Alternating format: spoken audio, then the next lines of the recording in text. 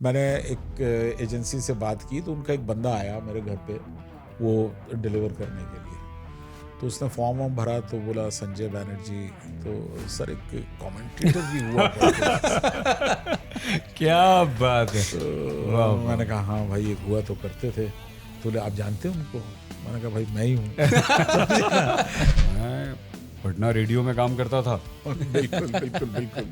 और संजय बैनर्जी को जानते हो? मैंने कहा अरे सर मैं उनके साथ काम करता था। तो बोले बस इसीलिए मैंने बोला, डांटा उन्होंने मुझे। 26 साल पहले जब हम इनसे मिले थे तब भी माशाल्लाह इनकी शक्ल सूरत और आकार प्रकार में कोई अंतर नहीं है, परिवर्तन नहीं था। लेकिन आपकी मातृभाषा क्या है ये बताइए। आप मध्य प्रदेश के, मैं जानता हूँ। मेरी मातृभाषा आप मध्य प्रदेश के, ये तो मैं जानता हूँ। मेरी मातृभाषा बांग्ला है। लेकिन कौन कहेगा? कमेंट्री क्या? कमेंट्री टेबल टेनिस है।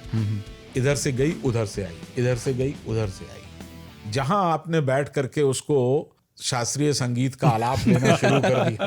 अरे बोले रतन कहाँ जा रहे हो? बोले मैं जबलपुर जा रहा हूँ। बोले अच्छा क्या कर रहे हो? बोले मैं स्टेशन डायरेक्टर हूँ ऑल इंडिया रेडियो में। बोले अच्छा ये बताओ तुम्हें अनाउंसर बनने में कितना टाइम लगेगा?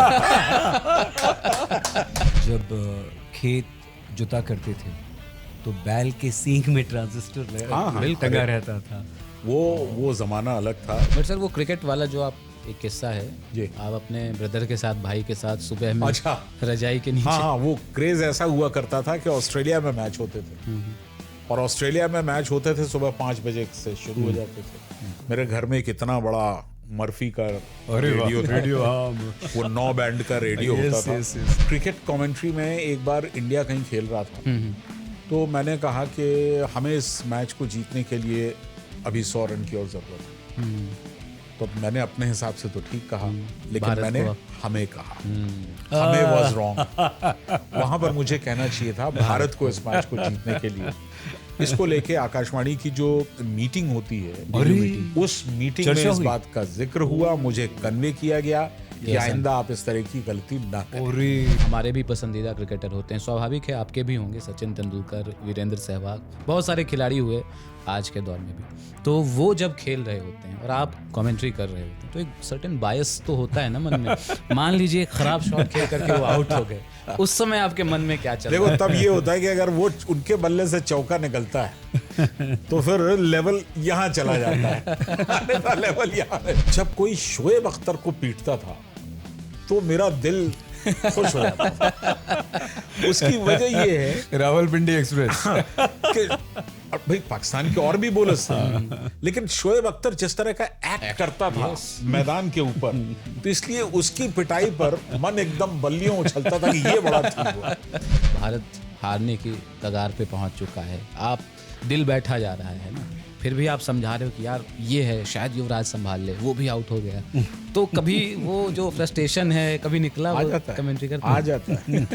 उम्मीद की लौ जला दी, केशव ने कहा। अभी आपने रनों की बारिश कहा, हमने इससे पहले विध्वंसक, विस्फोटक, गगनचुंबी इन शब्दों का इस्तेमाल किया। तो क्या एक कमेंटेटर साहित्य प्रेमी भी होता है? और साहित्य का उसकी कमेंट्री पर कितना असर होता है, कितना एनरिच कर सकती है? अभी अगर मैं उनको फोन करके पूछूंगा कि भाई मेरे कितने वनडे हैं, बता तो बोले कल बताऊंगा सुबह। गिन करके फिर बताएं। वो गिन करके मुझे बताएंगे कि आपके इतने वनडे हैं। तो रेडियो के भी बहुत डिवोटेड लोग हैं, बहुत devoted। जैसे वो हरिद्वार में होते हैं ना कुछ लोग, पूरे वंश का वैसे ही कभी ऐसा तो नहीं हुआ सर कि दूसरा नाराज हो गया कि यार बीच में हो जाता है बीच में। मैं बोल रहा था टोक दिया। बाहरी ख्यालात कमेंट्री करते हुए कितने आते हैं? जैसे मसलन मैं बता रहा हूँ कि कमेंट्री कर रहे हैं लेकिन दिमाग में चल रहा हो कि आज होटल में खाना क्या मिलेगा या घर में खाना क्या बनेगा, कुछ ऐसे आते हैं ख्यालात।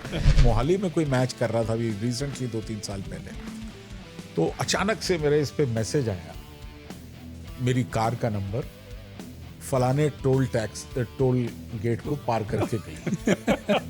मैंने कहा यार मैं तो यहाँ कमेंट्री कर रहा हूँ, मेरी कार घर पे खड़ी हुई है, ये कैसे चली गई? अब मेरा तब स्पेल चल रहा था, मैं उड़ भी नहीं सकता और दिमाग मेरा वहीं घूम रहा है बार बार। जिनेदिन जिदान ने जो हेडबट मारा था, और वो नॉर्मली कमेंटेटर की आंख जो है वो बॉल के साथ होती है, लेकिन पता नहीं क्यों मैं उस समय उसी तरफ देख रहा था।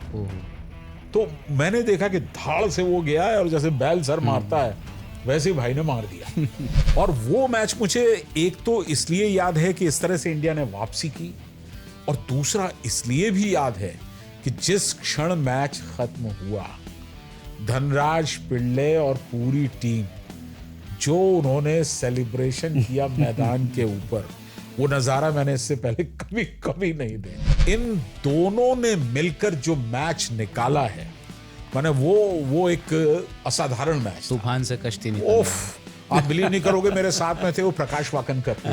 उन्होंने तब कह दिया था कि ये मैच पूरी तरह से इंग्लैंड में चला गया, और मैंने कहा था कि क्रिकेट जो है वो अनिश्चितताओं का खेल है, और आखिर तक मैं जीता था। प्रकाश आज भी उस बात को जब याद करते तो हम लोग हंसते हैं खूब। कोई खिलाड़ी, क्रिकेटर, फुटबॉलर, हॉकी प्लेयर आया हो और जिसने तारीफ की हो या शिकायत की हो, तारीफ ऐसी कि सर मज़ा आ गया, वाह आपने जो मेरे लिए कॉम्प्लीमेंट किया वो तो मैं जीवन भर साथ में सजो कर रखूँगा, या कोई आया हो जिसने कहा कि आपने ऐसे कैसे बोल दिया। 3 स्लिप एक करी, एक मेडॉन, एक मेडॉफ, ये है नजदीकी खिलाड़ी, और इस बीच अगली गेंद, और ये shot of length off stump के बाहर, बैकफुट पर गए, गेंद को कट करने की कोशिश की, बढ़िया कट, गेंद सीधे स्क्वायर थर्ड मैन की दिशा में, 1 और 4 भारत के नाम। आज तक रेडियो के क्रिकेट पॉडकास्ट बल्ला बोल के नए एपिसोड में मिलिए नामी गिरामी कमेंटेटर संजय बैनर्जी से।